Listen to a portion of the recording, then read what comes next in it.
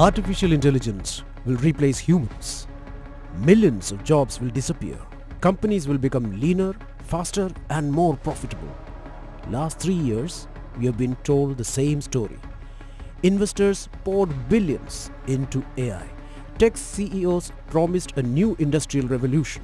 Stock markets rewarded anything with A and I attached to it. But now, something unexpected is happening. The companies using AI the most are beginning to ask a very uncomfortable question. What if AI is costing more money than it's making? What if the AI apocalypse arrives before the jobs apocalypse? And what if the biggest threat isn't humans losing jobs, but AI companies failing to justify their trillion-dollar valuations? Separate the hype from reality. Let us think again. The first problem is something most of you probably don't hear.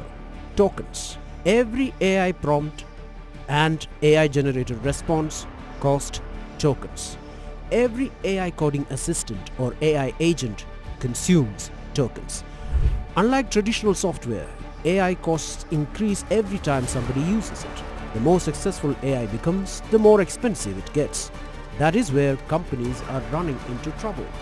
Uber recently revealed that AI usage inside the company was growing in an astronomical direction.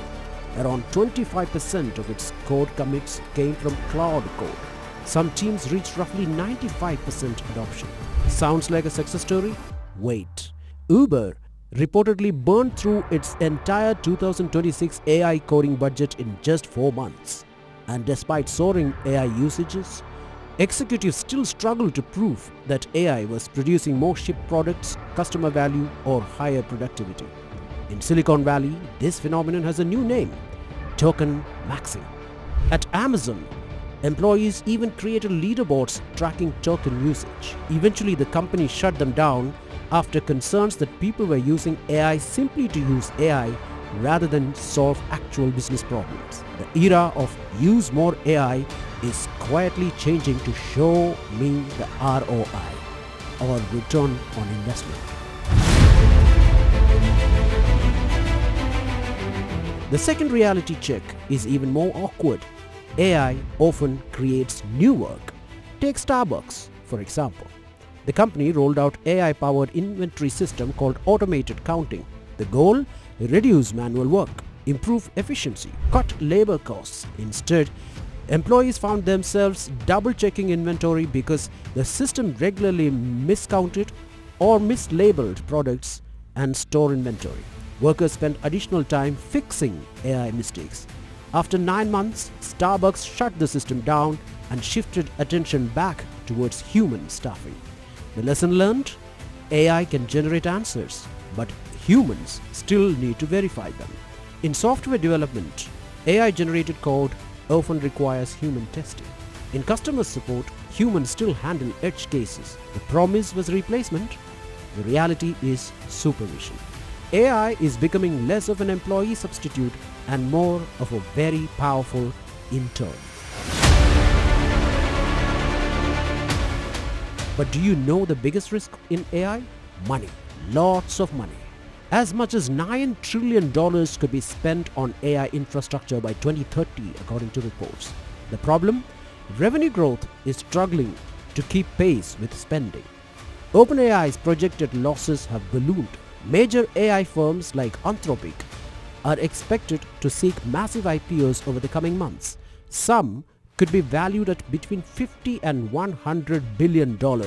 But the question investors will ask is simple. How much money are these companies actually making? Revenue, profit, cash flow. Because history shows that valuation eventually follows earnings, not excitement. The dot-com era taught that lesson to us.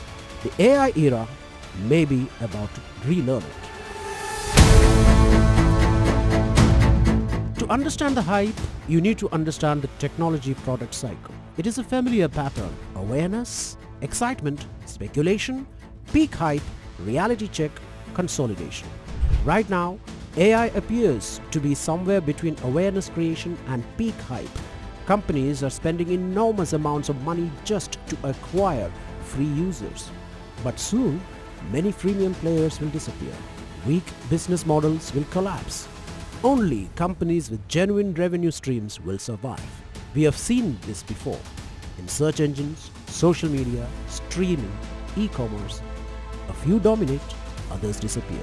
AI won't be different. Most people think AI is software. It is not.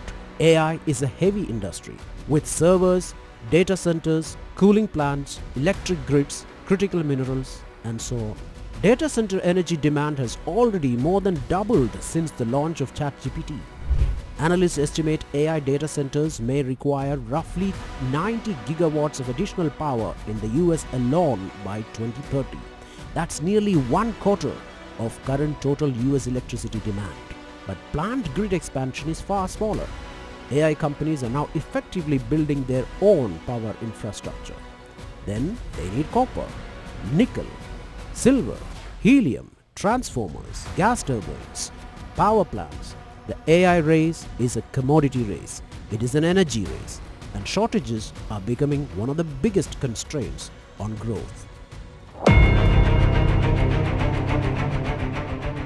For years, AI has largely operated ahead of regulation, but governments are beginning to catch up.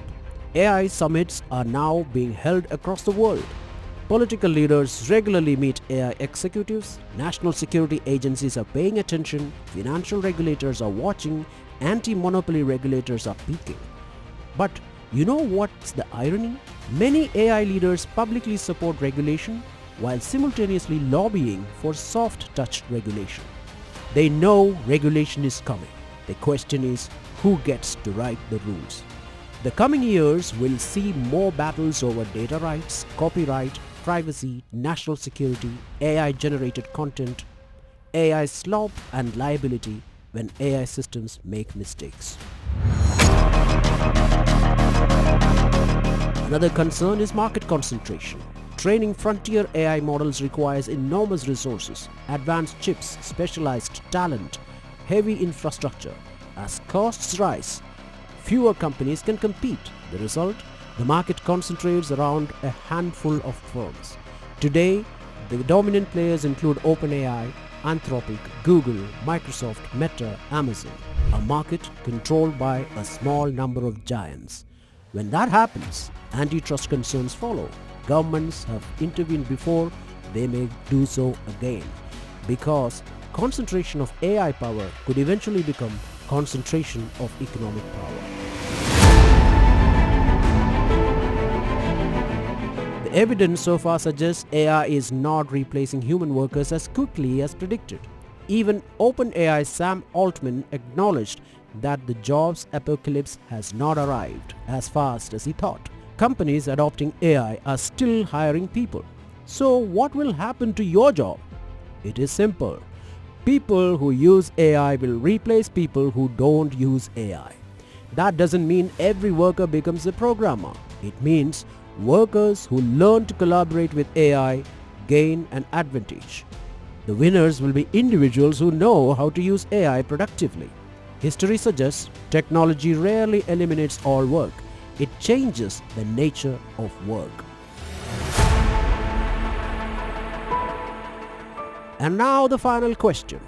What happens if AI companies fail to convert hype into revenue? If IPO investors demand profits instead of promise? If energy shortages slow growth? If enterprises keep spending billions on AI but struggle to prove the return? The results may not be a jobs apocalypse, but an AI apocalypse.